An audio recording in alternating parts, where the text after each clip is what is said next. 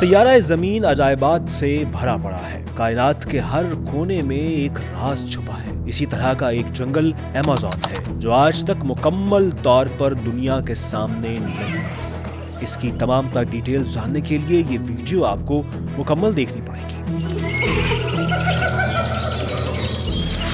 5 سے 6 کروڑ سال پرانا جنگل زمین پر کسی عجوبے سے کم نہیں ہے۔ لفظ ایمیزون یونانی لفظ ہے جس کے معنی لڑاکا عورت کے ہیں۔ یہ دنیا کا سب سے گھنا جنگل ہے، اتنا گھنا کہ اس کے زیادہ تر حصے پر کبھی دھوپ نہیں پڑتی، اتنا گھنا کہ اگر آپ اس جنگل میں موجود ہیں اور بارش ہونے لگے تو بارش کے پانی کو آپ تک پہنچنے میں 10 سے 15 منٹ تک کا وقت لگے گا۔ یہ ایک ایسا جنگل ہے جس میں پائی جانے والی شہد کی مکھی بھی اگر آپ کو 2 سے 3 ڈنک مار دے تو 80% چانس یہ ہے کہ آپ کی موت واقع ہو جائے گی۔ یہ ایک ایسا جنگل ہے جس میں سائنسدانوں نے ایسی انواع کو دیکھا جو سینکڑوں سال پہلے ناپید ہو چکی تھی۔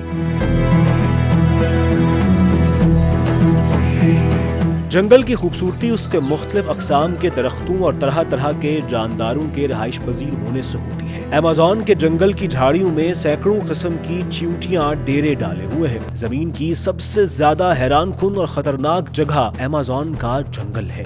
دنیا کے سب سے زیادہ خطرناک جانور یہیں پائے جاتے ہیں۔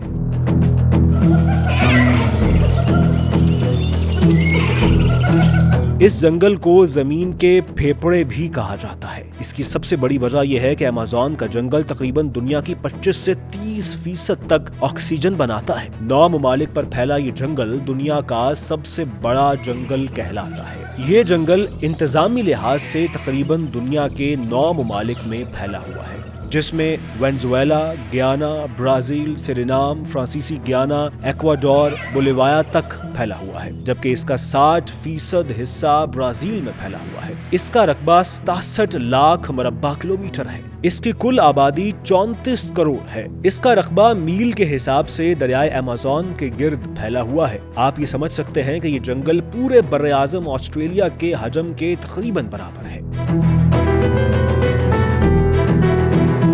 آسٹریلیا کا رقبہ 76,86,850 مربع کلومیٹر ہے، جیسا کہ ہم نے آپ کو پہلے بھی بتایا ہے کہ برازیل کا رقبہ 67 لاکھ مربع کلومیٹر ہے۔ اس لحاظ سے دونوں کا رقبہ تقریباً برابر ہی ہوا۔ یہاں سارا سال بارش ہوتی ہے اور دھوپ بھی رہتی ہے۔ ہزاروں مختلف طرح کی نئی انواع اس جنگل میں بستی ہیں۔ یہ ایک ایسا جنگل ہے جس میں آپ کو بظاہر تو ویرانگی نظر آئے گی، مگر جیسے ہی آپ اندر داخل ہوں گے تو آپ کو علم نہیں ہو پائے گا کہ کس نے مارا اور کہاں سے مارا۔ یہاں پر انسان بھی رہتے ہیں جن کو اردو میں جنگلی انسان اور ہندی میں آدی مانو کہا جاتا ہے۔ یہ انسان ہزاروں سالوں سے ان جنگلات میں ڈیرا ڈالے ہوئے ہیں۔ یہاں پر سینگوں والے مینڈک بھی پائے جاتے ہیں اور ایسے مینڈک بھی ہیں جن کے بدن کی بیرونی سطح سے زہر خارج ہوتا رہتا ہے، اور وہ زہر اتنا خطرناک ہوتا ہے کہ اس کو کھانے والا شکاری خود شکار بن جاتا ہے۔ اگر آپ اس جنگل کے ایک طرف سے اندر داخل ہوں تو بہت مشکل ہے کہ آپ درمیانی علاقے تک زندہ سلامت واپس پہنچ سکیں۔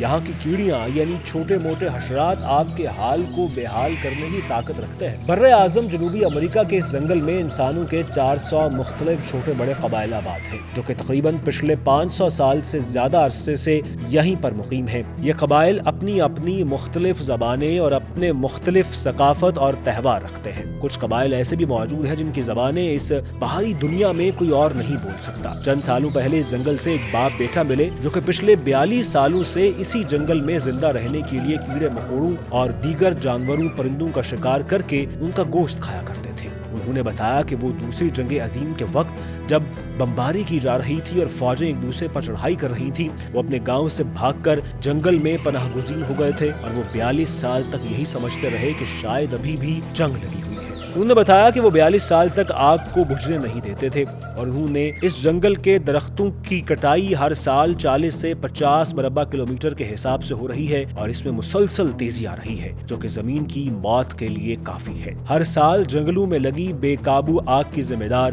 گلوبل وارمنگ ہے، اور گلوبل وارمنگ کا ذمہ دار انسان ہے۔ اس کی لگاتار کٹائی سے اس کے حشر کا اندازہ لگانا کچھ مشکل نہیں ہے۔